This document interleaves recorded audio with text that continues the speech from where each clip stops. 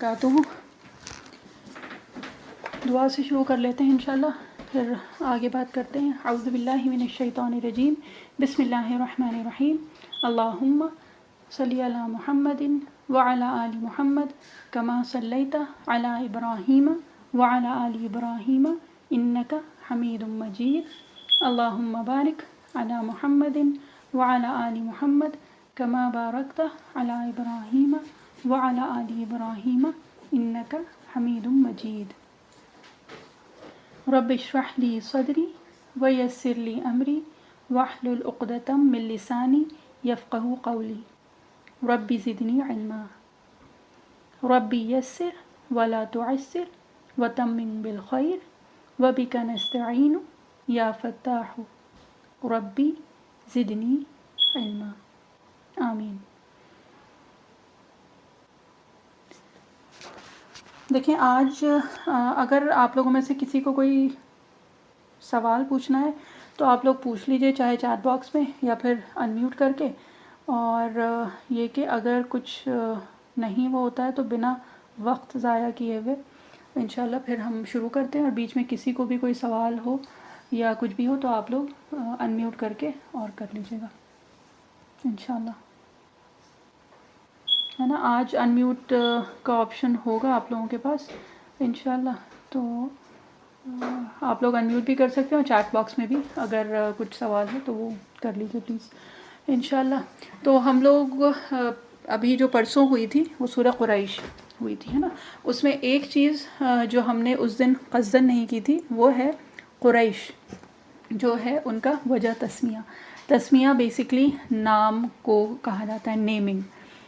इस्म नाम को कहते हैं और वजह Tasmiya is the reason behind the naming. तो ये कि उसका भी थोड़ी सी तफासिर में उसकी भी डिटेल्स आई हैं, तो इसलिए आपको था कि वो भी आप लोगों को बता दें इंशाल्लाह। तो कुरैश जो है इसकी 3 अक़वाल हैं कि ये क्या क्या हो सकता है, ठीक है। तो एक तो ये बताया जाता है कि क़र्श यानी क़ाफ़ रा शीन, ये जो है ये जो वेल होती है ना, वेल मछली, उसके लिए अरबी में ये लफ्ज़ आता है। और ये वो है जो कि गालिब होती है और जितने तमाम आसपास के जो भी समुद्री जानवर हैं, जो भी मखलूक़ात हैं, उनके ऊपर ये हावी होती है, उनके ऊपर ये गालिब होती है। तो उसको क़र्श कहा जाता है, क़ाफ़ रा शीन, ठीक है। और ये बहुत बड़ी होती है, मतलब अगर साइज़ के हिसाब से और वज़न के हिसाब से देखें तो अज़ीमुज्जुस्सा, ठीक है, यानी कि जुस्से के एतबार से, यानी कि फ़िज़िकली बहुत बड़ी होती है। तो वो जो है वो क़र्श कहलाती है। और एक जो बात कही जाती है कि इसको कोई भी हरा नहीं सकता, यानी ये सब पे गालिब होती है, इसको मग़लूब नहीं किया जा सकता है। और अगर मग़लूब किया जा सकता है तो वो सिर्फ़ आग से किया जा सकता है, और जो कि वैसे भी मुमकिन नहीं है क्योंकि वो पानी में रहती है। तो पानी में अगर आप आग लेके जाएंगे तो वो ज़ाहिर सी बात है आग आपकी बचेगी नहीं। तो इन अदर वर्ड्स अगर देखा जाए, यानी कि दूसरे अल्फाज में, कि इसके ऊपर कोई गालिब आ नहीं सकता, या मग़लूब नहीं की जा सकती है, ये सब के ऊपर गालिब होती है। तो क़र्श उससे है। और क्योंकि कुरैश जो हैं वो उनको जो ये कि फ़जीलत हासिल थी, ये कि वो सब के ऊपर गालिब थे। उसके बाद फिर हज़रत इब्न अब्बास रदियल्लाहु अन्हु से किसी ने पूछा था कि कुरैश क्यों कहा जाता है ना। तो उन्होंने जो बताया था कुछ कमोबेश, जिसका मफ़हूम ये है कि ये इस मखलूक़ को कहते हैं, यानी एक ख़ास किस्म की मखलूक़ है जो कि समुद्री है और ये सबको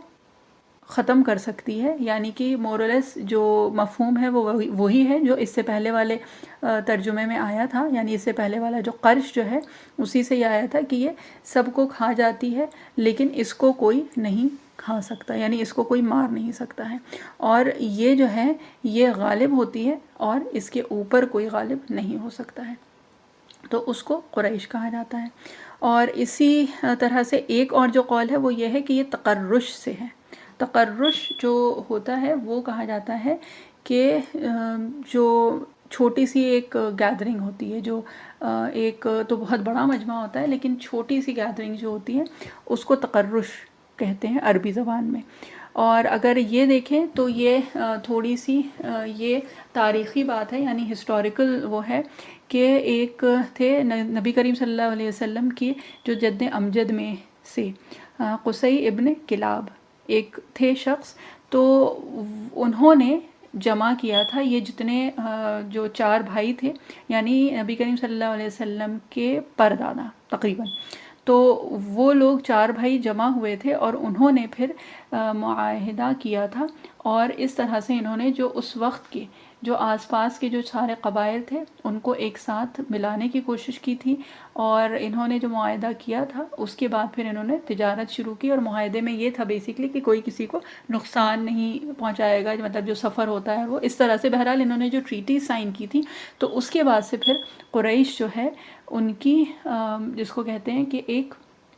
سلسلہ ان کا شروع ہو گیا تھا غالب ہونے کا، اپنے تمام جو ممالک ہیں جو آس پاس کے اس وقت عربی جتنے بھی اور ریاستیں تھیں ان میں یہ پھر غالب ہونے لگے تھے، کیونکہ انہوں نے وہ 4 بھائیوں نے مل کے ایک دوسرے کی مدد کرنے کا ارادہ کیا تھا اور معاہدہ کیا تھا ایک دوسرے سے۔ پھر قرشہ جو ہے وہ قصبہ کے معنی میں بھی آتا ہے، یعنی کہ کمائی کرنا ہے نا، یعنی to earn something, earning جس کو کہا جاتا ہے، تو جو کمائی ہے تو اس کے معنی میں بھی، یعنی قرشہ قصبہ، جو قصب ہم کہتے ہیں نا، کسب معاش جو ہم اردو میں بھی استعمال کرتے ہیں، تو بیسکلی یہ تھا کہ قریش اس وقت تجارتی اعتبار سے بہت زیادہ کامیاب تھے، ٹھیک ہے، کامران اور کامیاب تھے، تو اس وجہ سے ان کا نام قریش رکھا گیا تھا۔ اور قریش جو ہے تصغیر کا صیغہ ہے، یعنی جیسے کہ حمیرہ ہے یا اس طرح سے اسعید ہے، اسد سے اسعید، تو عربی زبان میں انشاءاللہ کبھی نہ کبھی انشاءاللہ ہم لوگ جب گرامر بھی کریں گے تھوڑی سی، تو آپ لوگوں کو سمجھ میں آئے گا۔ تصغیر یعنی کسی بھی نام کو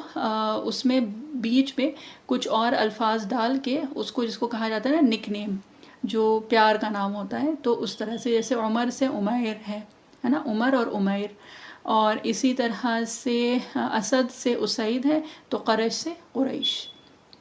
تو یہ بھی کہا جاتا ہے کہ یہ تصغیر جو ہے وہ قرشہ کی یا تقرش کی یا پھر قرش کی ہے۔ تو یہ تو بات ہو گئی بیسکلی قریش کی وجہ تسمیہ۔ اب اس کے بعد آج کیونکہ ویسے بھی ہم لوگ تفسیر تو کنٹینیو نہیں کریں گے، لیکن اس کے علاوہ کچھ چیزیں ہیں جس کی بات جو ہے وہ الگ الگ دن الگ الگ چیز اللہ تعالیٰ بہرحال ذہن میں ڈال دیتے ہیں، اور یہ کہ وہ ہو بھی جاتی ہے الحمدللہ۔ تو ایک تو ہم کو ویسے ہی ذہن میں آ رہا تھا کہ ہم لوگ ملتے ہیں یہاں پہ الحمدللہ ثم الحمدللہ، اور یہ کہ ویسے اگر دیکھیں تو یہ ایک دین کی مجلس ہے نا، یعنی کہ ہم یہاں پہ جو ساتھ میں مل کے بیٹھتے ہیں یا نہیں بیٹھ پاتے ہیں، جو بھی ہے سننے کی کوشش کرتے ہیں، چاہے ابھی چاہے اس کی ریکارڈنگ، لیکن جو مقصد ہوتا ہے ہمارا وہ یہ ہوتا ہے کہ ہم کچھ دین کی باتیں سن لیں، سیکھ لیں، سمجھ لیں، اور یہ کہ نبی کریم صلی اللہ علیہ وسلم کی کوئی بات ہوتی ہے، کچھ اللہ سبحانہ و تعالیٰ کی باتیں ہوتی ہیں، تو بہرحال اس نیت سے ہی ہم لوگ بیٹھتے ہیں۔ تو یہ کہ یہ جب اس طرح سے بیٹھتے ہیں نا، تو وہ دین کی مجالس ہوتی ہیں، مجلس کی جمع مجالس، اور جب دین کی مجالس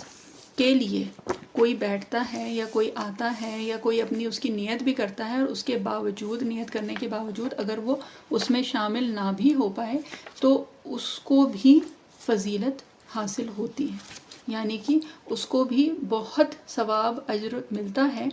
جو کہ یہ کہ جو اس مجلس میں شامل ہو پایا اس کو جتنا ملتا ہے، تو اپنی نیتوں کے اعتبار سے اس کو بھی ملتا ہے، جو کہ جس کی نیت تو تھی آنے کی، لیکن بہرحال وہ کسی وجہ سے اس میں شامل نہیں ہو پایا۔ اور ان دین کے مجالس کے لیے کہا جاتا ہے کہ یہ دین کے مجالس وہ ہیں جو کہ جب یہ مجالس ہوتی ہیں تو فرشتے اس مجلس کو گھیر لیتے ہیں، اور اس طرح سے گھیرتے ہیں کہ زمین سے لے کے اور آسمان تک ایک کے اوپر ایک، جیسے ایک لیئرز میں فرشتے ہوتے ہیں اور آسمان تک یہ لیئرز پہنچ جاتی ہیں، اور یہ کہ اس طرح سے فرشتے اس کو گھیرتے ہیں، اور پھر جب اللہ سبحانہ و تعالیٰ اور یہ گھیرتے ایک کے اوپر ایک جیسے لیئرز میں وہ کر کے اور آسمان تک پہنچتے ہیں. اور جب دین کی یہ مجالس جب منعقد ہونے کے بعد جب یہ ختم ہوتی ہیں، جب ان کا اختتام ہوتا ہے، تو پھر جب یہ فرشتے جاتے ہیں تو اللہ تعالیٰ بہت فخریہ اللہ تعالیٰ ان سے پوچھتے ہیں کہ تم لوگ کہاں سے آ رہے ہو؟ تو وہ بتاتے ہیں کہ بھئی دین کی مجلس تھی، یا جو بھی اس طرح کا مفہوم کے اعتبار سے ہم بتا رہے ہیں. حدیث شریف کا مفہوم ہے کہ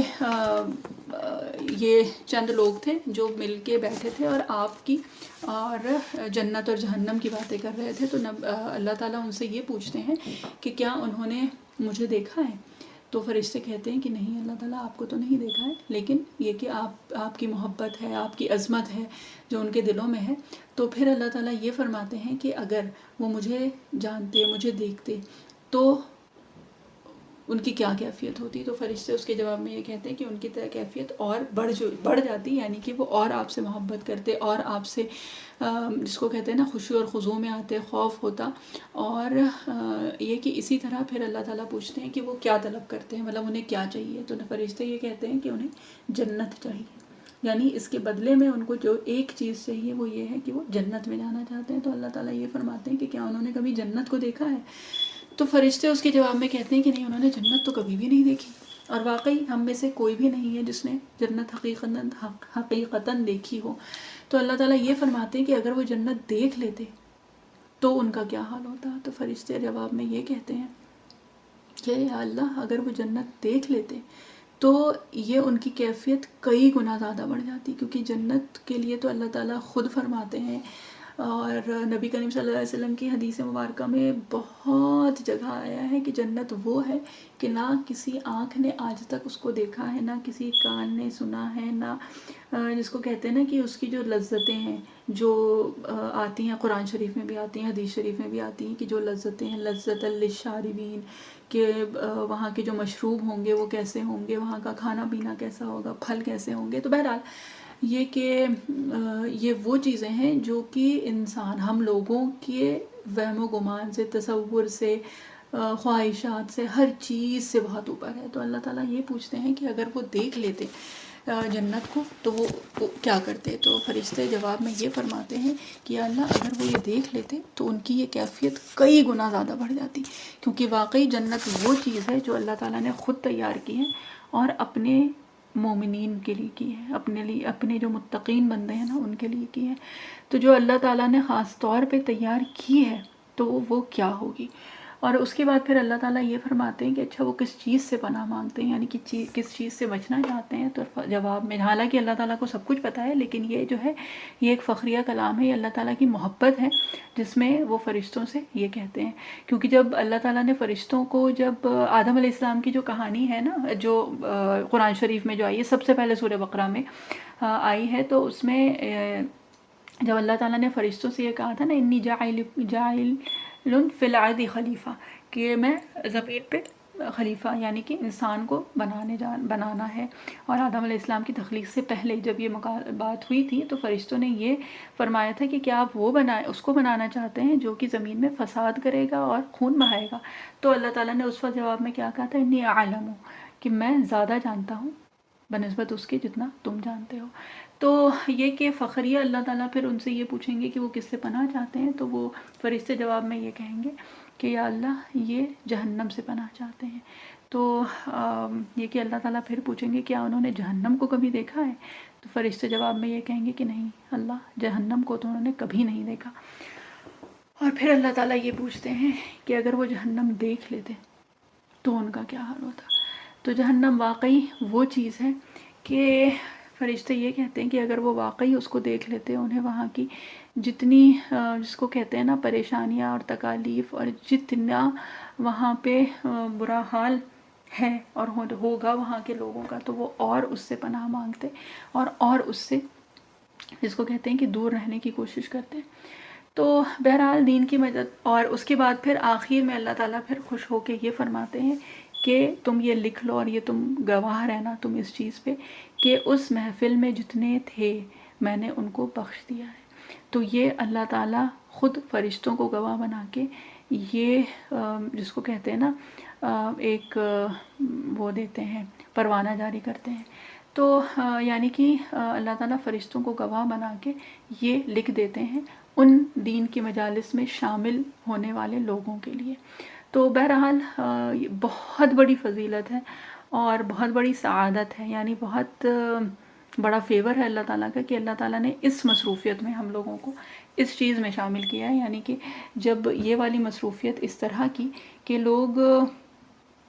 بہت الگ الگ چیزوں میں مصروف ہوتے ہیں، مطلب کوئی کہیں آنا جانا ہے یا کچھ بھی، مطلب آپ you name a thing and we have it, کہ مطلب کچھ ٹی وی میں، کچھ موویز میں، کچھ جو سیریلز آتے ہیں اس میں ہے، کچھ شاپنگ میں ہے، کچھ اور کچھ نہیں تو بیٹھ کے صرف غیبت میں مصروف ہیں۔ تو بہرحال اللہ تعالیٰ نے ان سب چیزوں سے ہٹا کے اگر ہمیں اس مجلس میں آنے کی توفیق دی ہے جہاں پہ اللہ تعالیٰ کی دین کی بات ہوتی ہے، تو یہ بہت بڑی سعادت ہے، کیونکہ کہا جاتا ہے کہ یہ جو مجالس ہیں نا، ان میں کوئی آتا نہیں ہے بلکہ ان مجالس میں لایا جاتا ہے، یعنی کہ اللہ تعالیٰ کم و بیش مفہوم ہی بتا رہے ہیں کہ اللہ تعالیٰ کسی اپنے بندے کو 70 مرتبہ محبت کی نظر سے دیکھتے ہیں، تب اس کو یہ توفیق عطا فرماتے ہیں کہ وہ دین کی مجلس میں شامل ہو پائے۔ یعنی کہ اللہ تعالیٰ خود دیکھیں، اور وہ بھی ایک ویسے نارمل وہ نہیں بلکہ محبت کی نظر سے جب دیکھتے ہیں نا، تب اس کو یہ توفیق عطا فرماتے ہیں۔ تو جتنے بھی لوگ اس وقت موجود ہیں، اللہ تعالیٰ ہم سب لوگوں کو جو حدیث شریف کے مفہوم سے پتہ چلتا ہے کہ اللہ تعالیٰ نے ہمیں کم سے کم 70 مرتبہ تو محبت سے دیکھا ہے، تبھی ہمیں توفیق عطا فرمائی ہے، اور یہ بہت بڑی سعادت ہے، یہ بہت بڑی توفیق ہے، یہ بہت بڑا فضل ہے کہ اللہ تعالیٰ نے ہمیں یہ توفیق عطا فرمائی ہے، اور اللہ تعالیٰ آگے بھی اس میں عافیت کے ساتھ ہم سب لوگوں کو استقامت دیں، کیونکہ یہ دین کی مجالس وہ ہیں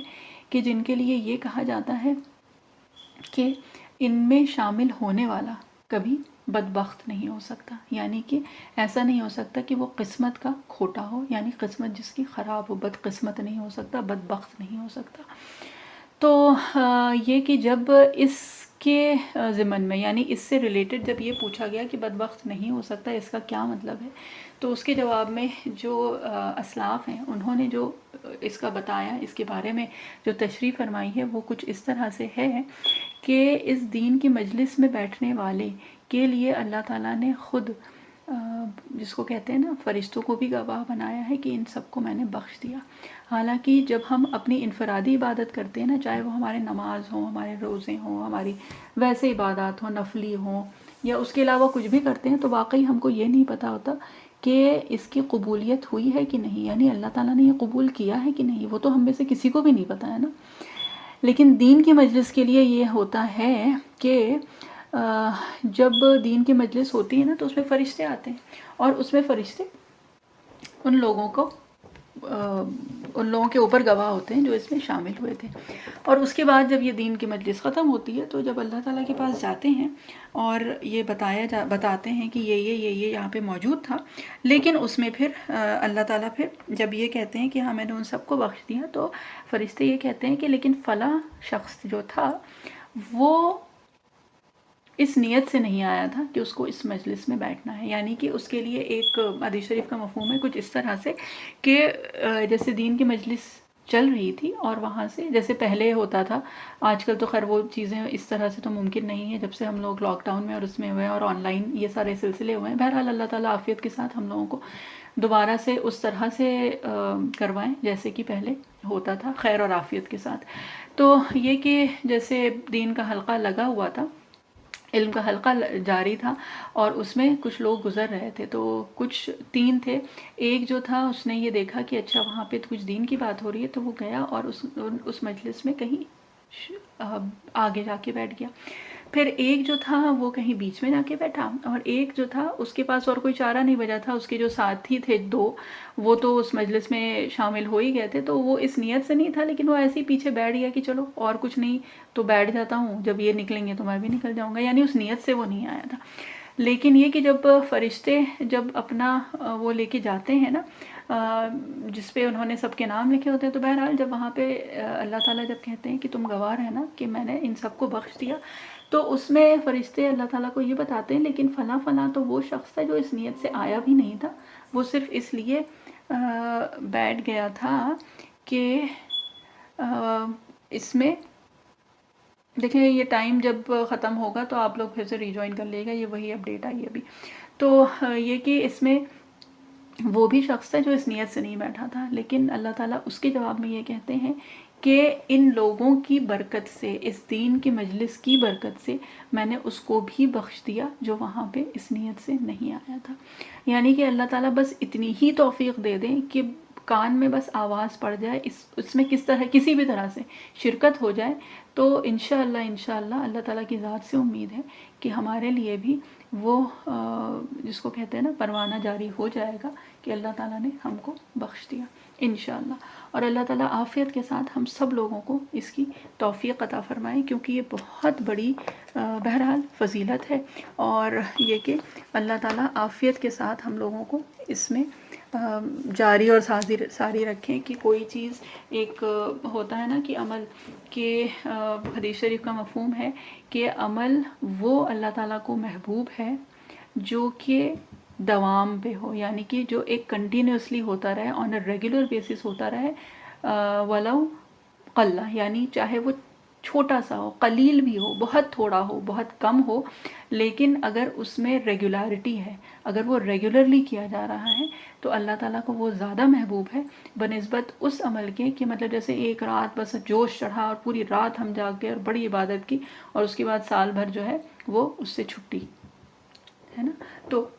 اللہ تعالیٰ کو وہ عمل زیادہ پسند ہے کہ چاہے اگر ہم دن کے یا رات کے 5 10 15 منٹ ہم دیں، لیکن وہ ہم ہر رات دیں بنسبت اس کے کہ ایک دن تو ہم نے 15 گھنٹے بیٹھ کے سب کچھ کر لیا اور اس کے بعد جس کو کہتے ہیں نا کہ 15 مہینے ہم نے پلٹ کے پوچھا بھی نہیں. تو بہرحال یہ کہ اللہ تعالیٰ استقامت دیں، اور اسی وجہ سے بہت زیادہ جو دعا کہی جاتی ہے کرنے کے لیے وہ استقامت کے لیے کہی جاتی ہے کہ اللہ تعالیٰ دوام عطا فرمائے، اللہ تعالیٰ استقامت عطا فرمائے اور اللہ تعالیٰ میانہ روی عطا فرمائے ہم سب لوگوں کو. اور اس کے ساتھ جب دین کی مجلس کی بات آئی ہے نا تو ایک جو چیز ہوتی ہے وہ ہے کہ جب دین کی بات کر رہے ہیں تو اس میں بات ہو کیا رہی ہے. تو عموماً جو بات ہوتی ہے وہ اللہ تعالیٰ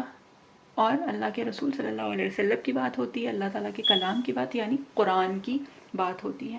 اور جب قرآن شریف کی بات ہو رہی ہے یعنی کہ وہ تو اللہ کا کلام ہے اور اللہ تعالیٰ کا بہت احسان ہے کہ جو ایک ہفتے میں جو ہم لوگوں کی ایکسکلوسیو جو بات ہوتی ہے وہ بہرحال اللہ تعالیٰ کا کلام سمجھنے کے لیے ہی وہ سیشنز ہوتے ہیں، ہے نا. اور جب قرآن شریف کی بات آتی ہے تو بہرحال قرآن شریف کے فضائل میں تو اتنی حدیث شریف ہے، اور قرآن شریف میں خود جگہ جگہ پہ اللہ تعالیٰ نے یہ بتایا ہے کہ قرآن شریف کے ذریعے سے ہم وہ مقام ہم اس مقام تک پہنچ سکتے ہیں جہاں تک کسی بھی اور طرح سے پہنچنا ممکن ہی نہیں ہے نا. تو بہرحال اللہ تعالیٰ نے ہم لوگوں کو اس پہ جوڑا ہے، اس پہ اکٹھا کیا ہے، اور اللہ تعالیٰ عافیت کے ساتھ ہم لوگوں کو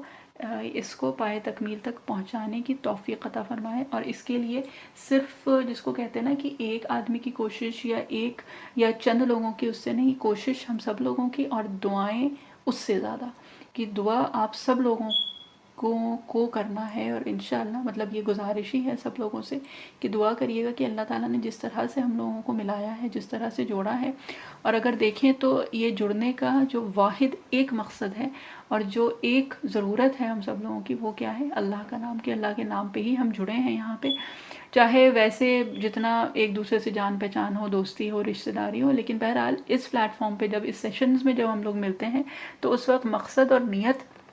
جو ہے وہ صرف یہ ہوتی ہے کہ دین کی بات سن لیں، سمجھ لیں اور اس پہ کچھ عمل ہو جائے. تو بہرحال نیت جب یہ ہوگی نا تو انشاءاللہ اللہ تعالیٰ اس میں برکت بھی ڈالیں گے اور اللہ تعالیٰ اس میں عافیت کے ساتھ استقامت بھی عطا فرمائیں گے اور اللہ تعالیٰ اس کو قبول بھی فرمائیں گے. کیونکہ اللہ تعالیٰ خود قرآن شریف میں کہتے ہیں نا ان اللہ لا یضیع اجر المحسنین، کی بے شک اللہ تعالیٰ محسنین کا اجر جو ہے وہ ضائع نہیں کرتے ہیں اور نہ ضائع ہونے دیتے ہیں بالکل بھی. تو یہ کہ جتنے لوگوں کا بھی جتنا بھی وقت چلتے پھرتے اپنا کام کرتے ہوئے جس طرح سے بھی چاہے ریکارڈنگز ہو رہی ہیں لیکن کچھ تو جس کو کہتے ہیں نا ایفرٹ اس میں لگ رہا ہے، تو انشاءاللہ اللہ تعالیٰ اس کو ضائع نہیں ہونے دیں گے انشاءاللہ. اور اس کے ساتھ جو ایک بات آتی ہے کہ بہت پیاری حدیث شریف ہے، اس کا مفہوم یہ ہے کہ نبی کریم صلی اللہ علیہ وسلم ایک بار جب نصیحت فرما رہے تھے تو آپ صلی اللہ علیہ وسلم نے فرمایا تھا کہ کچھ لوگ جو ہیں وہ نور کے منبر پہ ہوں گے قیامت کے دن،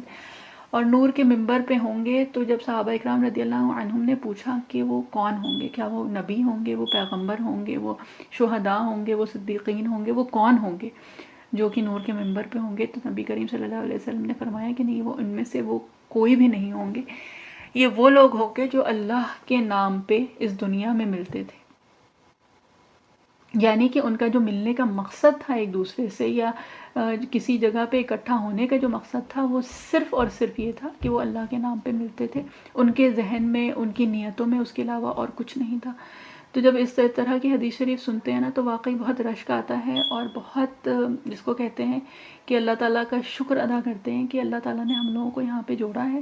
اور یہاں پہ جو جڑنے کا، جو ساتھ میں آنے کا جو مقصد ہوتا ہے نا، وہ واقعی بس یہ ہوتا ہے کہ اللہ تعالیٰ کی کچھ بات کان میں پڑ جائے. تو انشاءاللہ نیتیں ہم سب لوگوں کی ہوں گی، دعائیں اس سے زیادہ ہوں گی. تو اللہ تعالیٰ انشاءاللہ، اللہ تعالیٰ کی ذات سے پوری امید ہے کہ ہم لوگوں کو اللہ تعالیٰ پھر انشاءاللہ اس دن ان لوگوں میں شامل فرمائیں گے جو نور کے منبر پہ ہوں گے. اللہ تعالیٰ عافیت کے ساتھ ہم سب لوگوں کو اس کی بہترین توفیق عطا فرمائے. اور بس یہ کہ ابھی یہ کال ڈراپ ہوگی اور اس کے بعد پھر دوبارہ سے ہم لوگ جوائن کریں گے انشاءاللہ. تو یہ کہ پھر اس وقت دوسری بات انشاءاللہ شروع کرتے ہیں. تو یہ کہ قرآن شریف کی جب بات آتی ہے تو جیسا ایک بار پہلے بھی بات ہوئی تھی نا،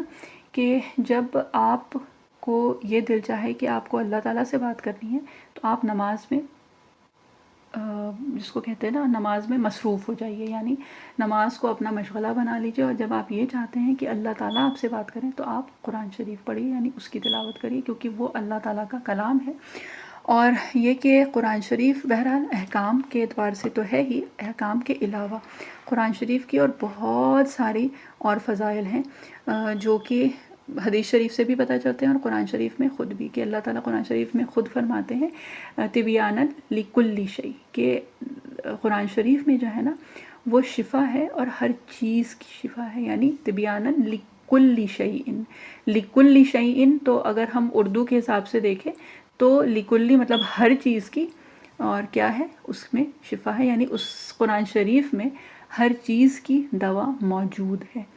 اب یہ ہے کہ بہرحال ہم لوگوں کی جتنی محدود عقل اور سمجھ ہے تو اس کے حساب سے تو جو جتنا بھی سمجھ میں آ جائے، اور جو نہیں سمجھ میں آئے تو اس کو، جس کو کہتے ہیں نا کہ ایز اٹ از اس کو تسلیم کرنا.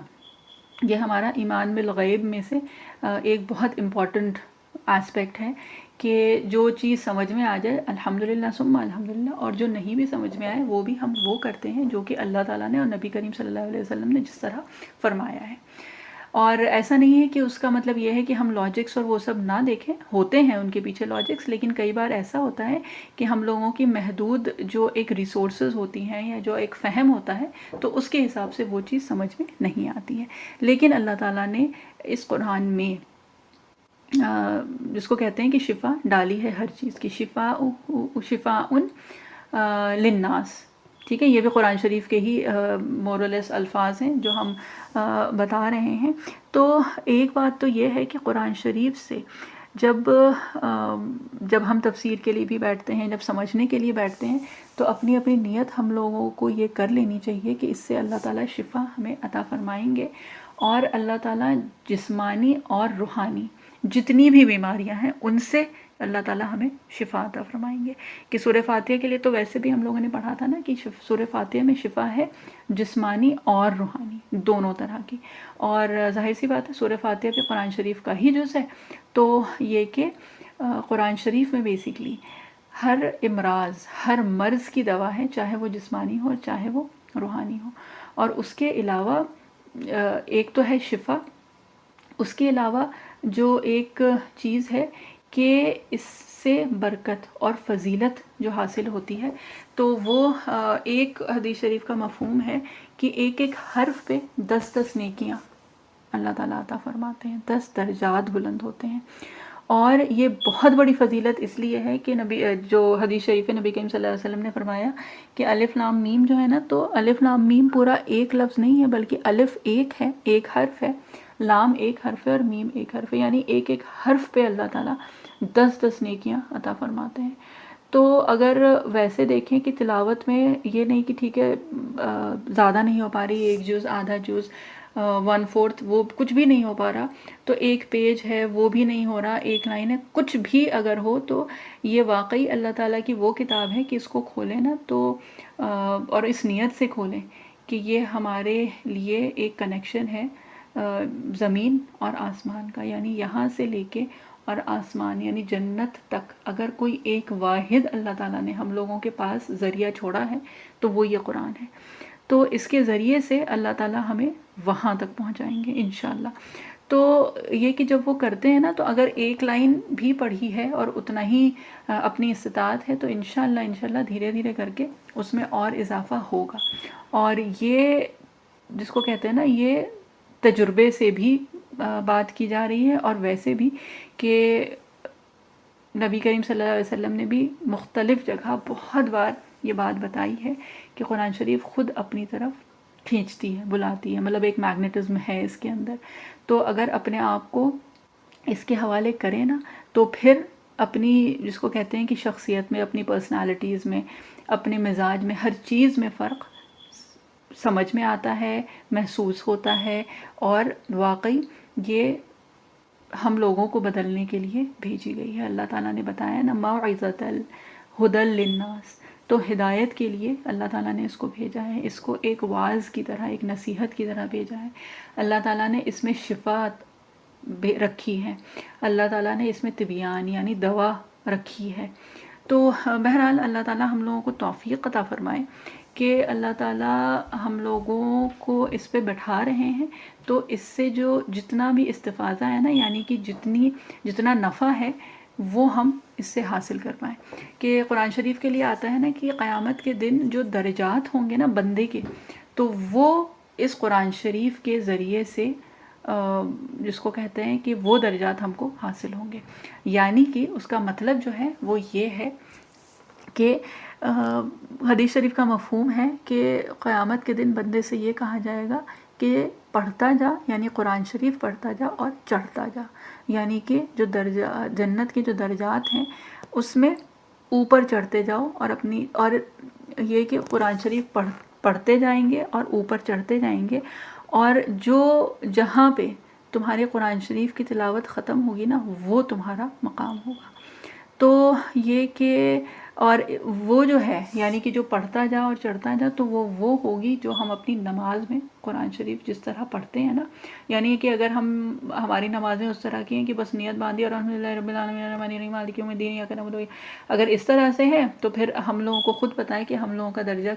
کدھر ہوگا، کہ اگر وہ ہم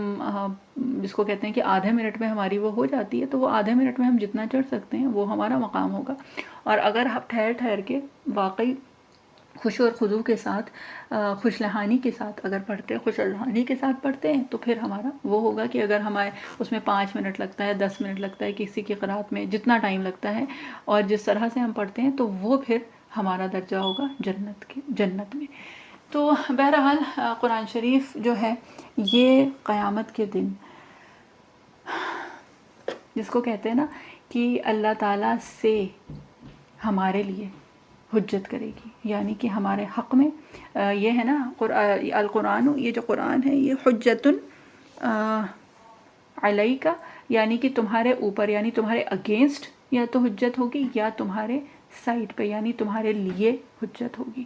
تو اللہ تعالیٰ ہم سب لوگوں کی حفاظت کریں کہ قرآن شریف ہمارے اللہ نہ کرے کہ اعلیٰ ہو، یعنی کہ ہمارے خلاف ہو گواہی دے۔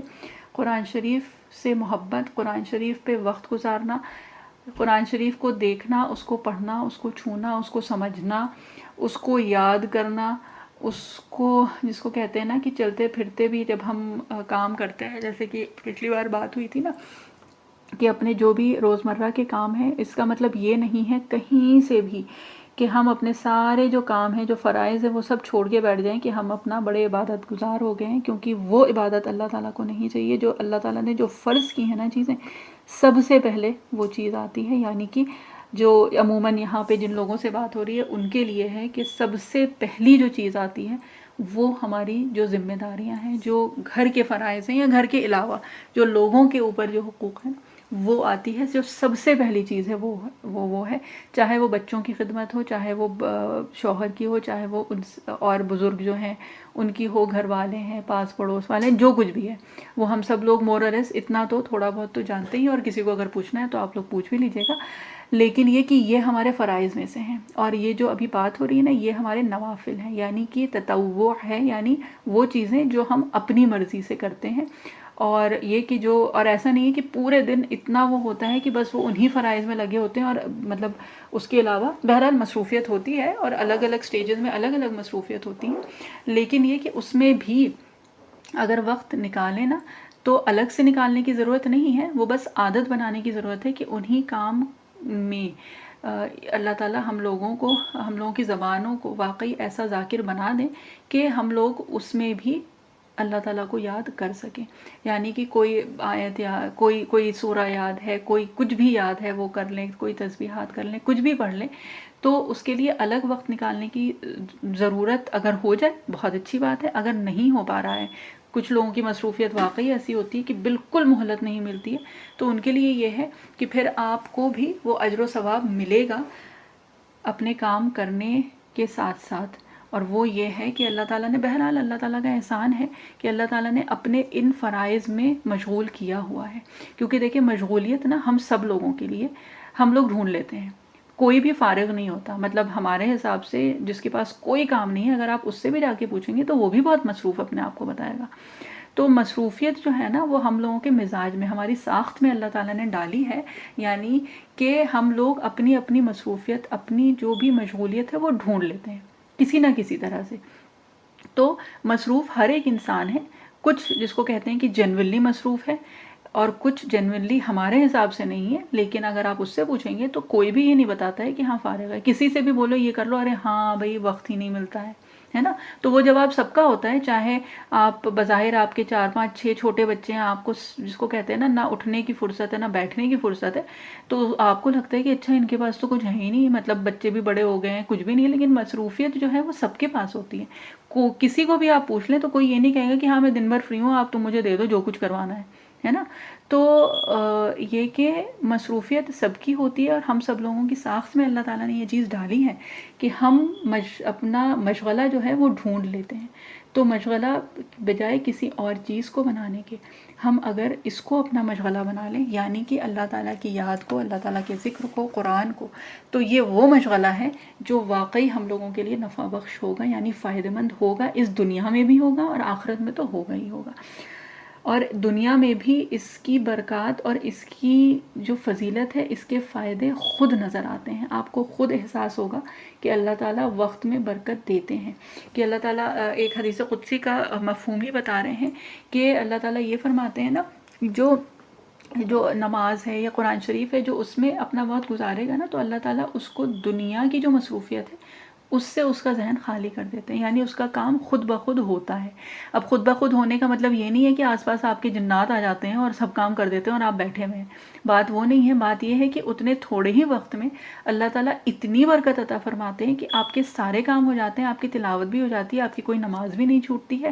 اور اس کے علاوہ آپ کے بہت جس کو کہتے ہیں کہ ذکر اذکار بھی ہوتا ہے، سب کچھ ہوتا ہے۔ اور اگر ویسے دیکھیں تو بہت زیادہ دور جانے کی ضرورت نہیں ہے، ہم لوگ خود اپنے ارد گرد دیکھیں تو واقعی ایسے لوگ ہیں کہ جو سارے کام کرتے ہیں، اور اس کے ساتھ ساتھ ان کی نمازیں بھی پوری ہوتی ہیں، اور ان کی تلاوت بھی ہو جاتی ہے، ان کے جو حقوق العباد ہیں وہ بھی پورے ہوتے ہیں، حقوق اللہ بھی وہ ادا کر لیتے ہیں، اور اس کے بعد بھی جس کو کہتے ہیں نا کہ ایک عجیب سکون سا ان کو دیکھ کے لگتا ہے کہ اچھا ان کو تو ایسے کوئی مصروفیت ہی نہیں ہے، کوئی بھاگ دوڑ ہی نہیں ہے زندگی میں، لیکن وہ سب کام ان کا ہوتا چلا جاتا ہے۔ تو واقعی اللہ تعالیٰ وقت میں برکت عطا فرماتے ہیں، بس جو ضرورت ہے نا تھوڑی سی وہ یہ ہے کہ ہم کوشش کریں، ہم یہ کوشش کر لیں کہ دن کے شروع میں جو افضل ہے تو وہ یہی ہے کہ دن کے شروع کے کسی وقت میں ہم قرآن شریف اٹھا لیں، اس نیت سے اٹھا لیں کہ یا اللہ بس اتنا ہی موقع ہے، اس سے زیادہ اور ہمارے پاس وقت نہیں ہے، یہ کر کے دیکھیں، انشاءاللہ بہت جلد ایسا ہوگا کہ اللہ تعالیٰ موقع، توفیق، وقت وہ سب عطا فرمائیں گے کہ ہم تلاوت بھی کر پائیں گے اور اس کے ساتھ ساتھ ہمارے سارے کام بھی ہو پائیں گے۔ اور اسی اس پہ ہم ایک ایسی چھوٹی سی بات ہے کہ ایک ایسے ہی ہمارے ساتھ کی وہ تھی، مطلب باجیوں میں سے، تو وہ یہ بتاتی تھی کہ جیسے تلاوت میں نا، اور مطلب بہت گہری بات ہے، اور واقعی جب بہت جیسے تھکان ہوتی ہے اور لگتا ہے کہ نہیں اب کچھ نہیں ہو سکتا، تو ان کی وہ بات ہم کو یاد آتی ہے کہ وہ بتاتی تھی کہ بیٹا تلاوت میں سے نا طاقت ملتی ہے۔ تو جب بہت زیادہ جس کو کہتے ہیں نا کہ سر گھوم رہا ہو کہ بس اب اور کچھ نہیں کر سکتے، بس سب ختم ہو گیا، اب دن کا کام یا جو بھی ہے بہت تھکان ہو گئی ہے وہ ہے، تو وہی ہوتا ہے کہ وہ جتنے وثوق سے انہوں نے بتایا تھا نا کہ واقعی وہ چیز ہوتی ہے کہ جب آدمی کے دل میں وہ یقین ہوتا ہے نا تو پھر وہ چیز آتی ہے۔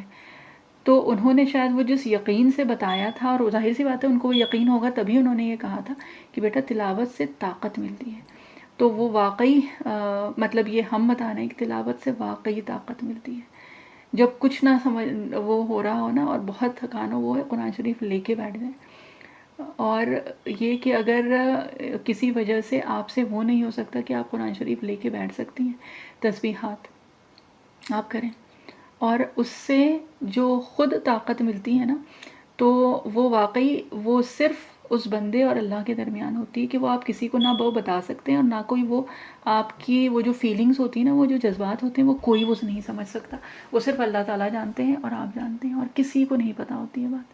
And this brings us closer to اللہ۔ اور اسی بات پہ دیکھیں ایک حدیث شریف ہے نا، وہ ہمارے خیال میں کافی لوگوں نے تو ویسے بھی سنی ہوگی۔ ایک مرتبہ کا واقعہ کچھ اس طرح کا ہے کہ نبی کریم صلی اللہ علیہ وسلم کے پاس بہت سارے غلام آئے تھے، ٹھیک ہے، بہت سارے غلام آئے تھے، اور اس وقت کچھ ایسے حالات تھے کہ سیرت اگر پڑھیں تو واقعی مطلب سن کے جس کو کہتے ہیں کہ روح لرز جاتی ہے، اور ایک گھبراہٹ سی ہوتی ہے کہ کس طرح سے زندگی ان سب لوگوں کی گزری تھی۔ اللہ تعالیٰ ان لوگوں کی قبروں کو نور سے روشن فرمائے، اللہ تعالیٰ ان لوگوں کے درجات بلند کرے۔ تو یہ تھا کہ فاطمہ رضی اللہ عنہا جو کہ کیا تھی، جن کو کہا جاتا ہے کہ جنت کی عورتوں کی سردار ہے نا، تو فاطمہ رضی اللہ عنہا اس وقت ان دنوں میں اتنی زیادہ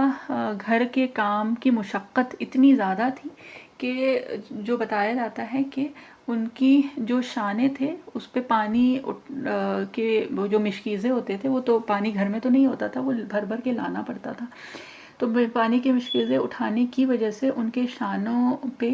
چھالے آ گئے تھے، مطلب یہ کہ جو بھی ہے جس طرح کا بھی ریشز ہو گئے تھے بیسکلی، ٹھیک ہے،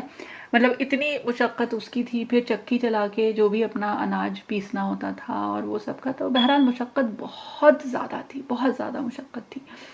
تو جب یہ غلام آئے تو علی رضی اللہ عنہ نے کیا کیا کہ فاطمہ رضی اللہ عنہ سے یہ فرمایا کہ تم جاؤ اور یہ کہ اپنے والد صلی اللہ علیہ وسلم سے یہ گزارش کرو کہ بھئی ایک غلام ہم کو دے دیں کہ تھوڑا سا مدد ہو جائے گھر کے کام میں، ہے نا۔ تو اب جب یہ بات ہوئی تو بہرحال فاطمہ رضی اللہ عنہ گئی نبی کریم صلی اللہ علیہ وسلم کے پاس، اور جس وقت گئیں تو وہاں پہ اور لوگ صحابہ اکرام رضی اللہ عنہم موجود تھے۔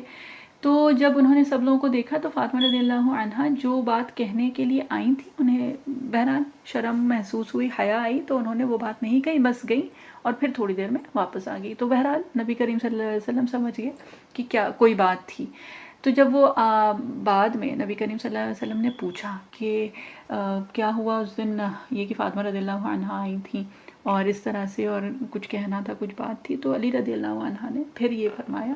کہ یہ کہ گھر کے کاموں کی مشقت اور اتنی زیادہ، بچے ظاہر سی بات ہے تھے، چھوٹے تھے، تو یہ کہ اتنا وہ تھا، تو کیا بات ہے، مطلب یہ کہ جو بات تھی وہ انہوں نے بتائی کہ پھر یہ تھا کہ بھئی کوئی ایک غلام، مطلب ایک ہیلپنگ ہینڈ کچھ ہو ساتھ میں تو اس سے تھوڑی آسانی ہو جائے گی۔ تو نبی کریم صلی اللہ علیہ وسلم جن کے لیے کہا جاتا ہے کہ فاطمہ رضی اللہ عنہا بہت محبوب تھی، اور نبی کریم صلی اللہ علیہ وسلم نے فرمایا تھا کہ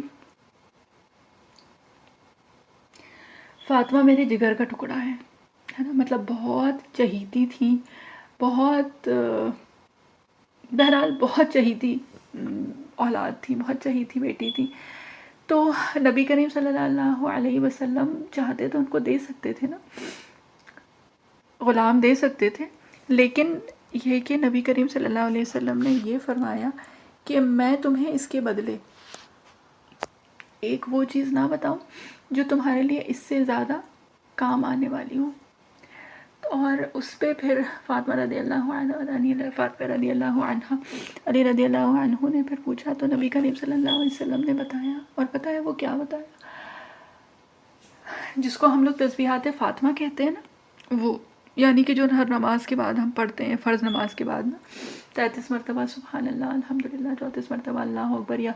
تینوں 33 مرتبہ، اور آخر میں لا الہ الا اللہ وحدہ لا شریک لہ لہ الملک و لہ الحمد وہو علی کل شیء قدیر. جو بھی ہے الگ الگ روایت میں الگ الگ چیزیں ہیں. تو بہرحال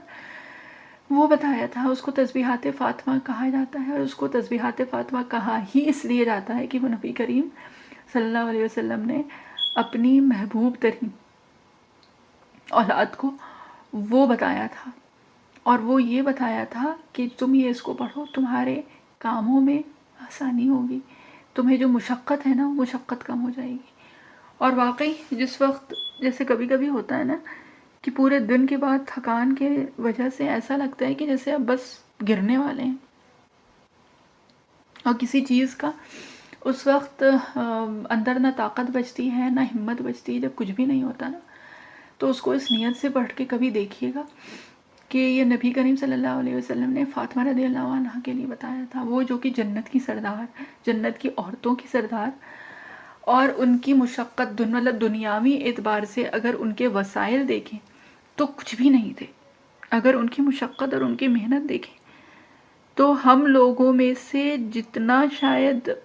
ہم لوگ کر سکتے ہیں، یا کرنا تو چھوڑ دیں، جتنا ہم لوگ سوچ بھی سکتے ہیں کہ ہم لوگوں کے اوپر مشقت ہے نا، اس سے بہت زیادہ ان کے اوپر تھی. لیکن یہ کہ نبی کریم صلی اللہ علیہ وسلم نے ان کو بتایا، انہوں نے وہ کیا، اور الحمدللہ ثم الحمدللہ اگر اس ایمان سے کرتے ہیں نا، اس وثوق سے کرتے ہیں، اس بھروسے کے ساتھ کرتے ہیں، تو اللہ تعالیٰ ان چیزوں میں وہ تاثیر بھی عطا فرماتے ہیں. تو بہرحال تسبیحات فاطمہ ہم لوگوں میں سے جتنی عمر کے ہیں ہم لوگ، تو کم سے کم اس سے اگر 8-10 سال کم بھی کر لیں، کہ 10 سال کی عمر میں بھی اگر شروع کی تھی نا، تو ہم سب لوگ وہ کرتے آئے ہیں نا. اب انشاءاللہ اس نیت سے کریے گا کہ یہ نبی کریم صلی اللہ علیہ وسلم نے بتایا ہے اپنی بیٹی کو، اور ان کے توسط سے، ان کے ذریعے سے اللہ تعالیٰ نے نبی کریم صلی اللہ علیہ وسلم نے امت کی تمام بیٹیوں کو یہ بات بتائی ہے، اور اس میں نبی کریم صلی اللہ علیہ وسلم کی دعا اور ان کی برکات شامل ہیں. تو بات وہی ہے کہ ہم لوگ کام تو کرتے ہیں، وہ سب کرتے ہیں، اللہ تعالیٰ کا بہت احسان ہے کہ ہم لوگ کرتے آئے ہیں. اب اللہ تعالیٰ نے ایک اور موقع دیا ہے کہ ہم لوگ اپنی نیتیں درست کر لیں. وہ جو چیزیں ہیں نا، وہ ایک علم اور فہم اور سمجھ اور سوجھ بوجھ کے ساتھ اللہ تعالیٰ ایک بار پھر سے وہ کروائیں، اور پھر انشاءاللہ جو ان سے جو فائدہ حاصل ہوگا نا، وہ بھی اللہ تعالیٰ ان کا بھی احساس ہم لوگوں کو عطا فرمائے. کیونکہ یہ وہ چیزیں ہیں واقعی کہ جن کی تاثیر ہے، اور یہ تاثیر جو ہے نا وہ ہر چیز سے بڑی ہے. ایک ایسے ہی ایک اور بات بس یاد آ رہی تھی کہ جیسے ہم لوگوں کا بھروسہ ہوتا ہے نا زہر کے اوپر، کہ مطلب یہ کھائیں گے تو مر ہی جائیں گے، یا کسی کے اس میں اگر آ گیا تو وہ تو ڈیفینیٹلی مرے گا، ہے نا، وہ ایک ہوتا ہے نا. تو ہم ایک ویسی بات بتا رہے ہیں جب طالب علمی کا زمانہ تھا، اور اس میں یہ ہوتا تھا کہ جیسے اپنا جو بھی پڑھ رہے ہیں، ذکر اذکار ہو رہا ہے وہ تھا. تو ایک بار مفتی صاحب جو تھے، جو استاد صاحب تھے،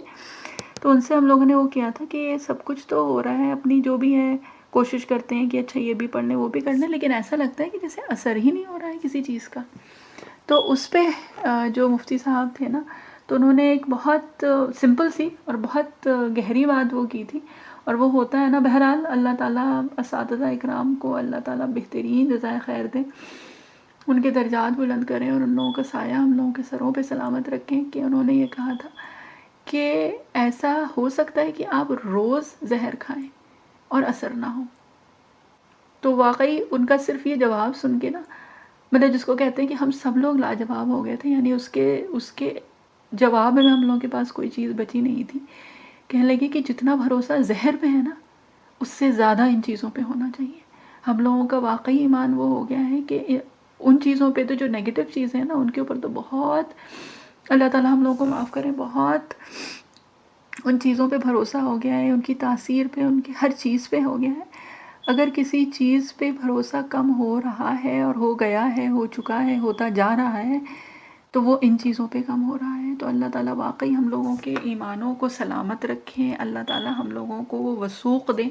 وہ بھروسہ اور وہ ایمان دیں کہ ان چیزوں میں اثر ہے، ان کی تاثیر ہے موجود. اگر جس کو کہتے ہیں کہ پچھلی بار بھی یہی بات ہوئی تھی نا کہ الفاظ بھی وہی ہیں. سب سے پہلی بات کہ رب وہی ہے جو کہ بی بی ہاجرہ ابراہیم علیہ السلام کا موسیٰ علیہ السلام کے جو رب تھا نا، ہمارا بھی رب وہی ہے. جو الفاظ تھے نا اللہ تعالیٰ نے ہم کو بھی وہی الفاظ سکھائے ہیں. اس کے علاوہ ایسا نہیں ہے. یہ لا الہ الا اللہ جو ہے یہ ایسا نہیں ہے کہ ہم کو ملا ہے. یہی لا الہ الا اللہ موسیٰ علیہ السلام نے ایک بار موسیٰ علیہ السلام نے، بہرحال وہ بھی ایک پھر بات لمبی ہو جائے گی لیکن انشاءاللہ کبھی اور کریں گے، کہ موسیٰ علیہ السلام نے اللہ تعالیٰ سے پوچھا تھا کہ کوئی وہ الفاظ بتائیں جن کے ذریعے سے میں آپ کو یاد کروں، بہت ایکسکلوسیو، جو کبھی نہ کسی نے کہا اور نہ کبھی کوئی وہ کرے. بہرحال موسیٰ علیہ السلام کا مقام ہی الگ تھا کہ وہ تو اللہ تعالیٰ سے ہم کلام ہوتے تھے نا. تو یہ کہ موسیٰ علیہ السلام نے جب پوچھا تھا نا تو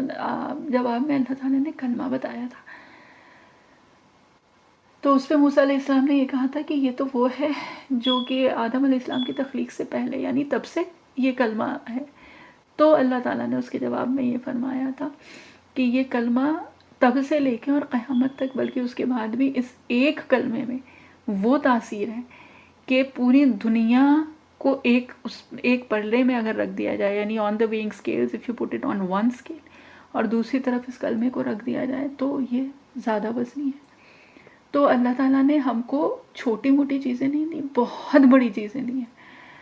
اور اللہ تعالیٰ نے دی ہے وہی اللہ جو کہ موسیٰ علیہ السلام، ابراہیم علیہ السلام، بی بی ہاجرہ، اسماعیل علیہ السلام کہ جن کے اوپر ان کے والد نے چھری چلائی تھی ان کی گردن پہ، لیکن اللہ تعالیٰ نے ان کی حفاظت کی تھی. تو اللہ تعالیٰ وہی ہیں، اللہ تعالیٰ نہیں بدلے ہیں، وہ الفاظ بھی وہی ہیں. اگر کچھ بدلا ہے نا تو ہم لوگوں کا ایمان بدلا ہے. اللہ تعالیٰ ہم لوگوں کو توفیق دیں کہ ہم لوگوں کے ایمان ہوں ویسے کہ ایک جس کو کہتے ہیں تسبیح میں، صرف ایک ذکر میں اللہ تعالیٰ ہم لوگوں کے ایمان ویسے کریں کہ صرف ایک اس میں اللہ تعالیٰ وہ تاثیر ڈال دیں. اور وہ جو ہے نا وہ بیٹھے ایسے ہی نہیں ملے گا، اس کو مانگنا پڑے گا. ہدایت جو کہا جاتا ہے نا کہ وہ مانگنے سے ملتی ہے. ہر چیز اللہ تعالیٰ دیتے ہیں،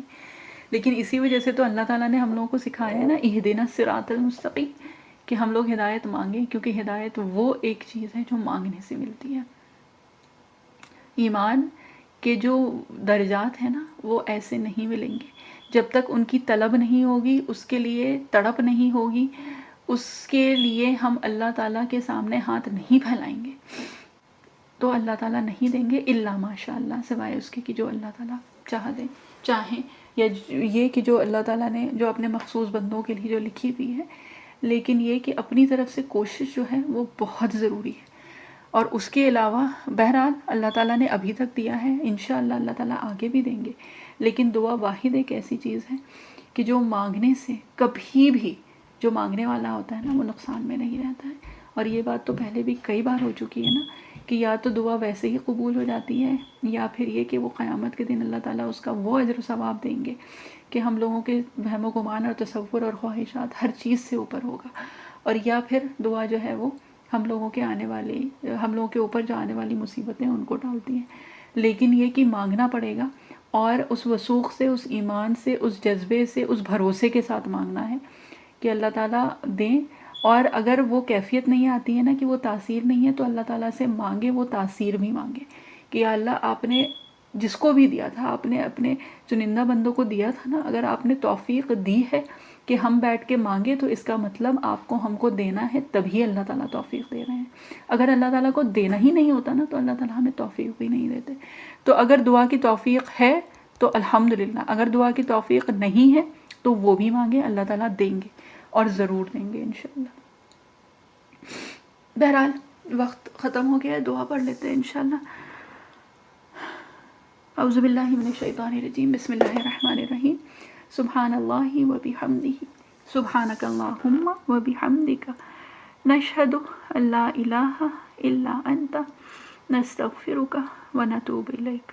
سبحان ربک رب العزت عما یصفون وسلام علی المرسلین والحمد للہ رب العالمین برحمتک یا ارحم الراحمین آمین.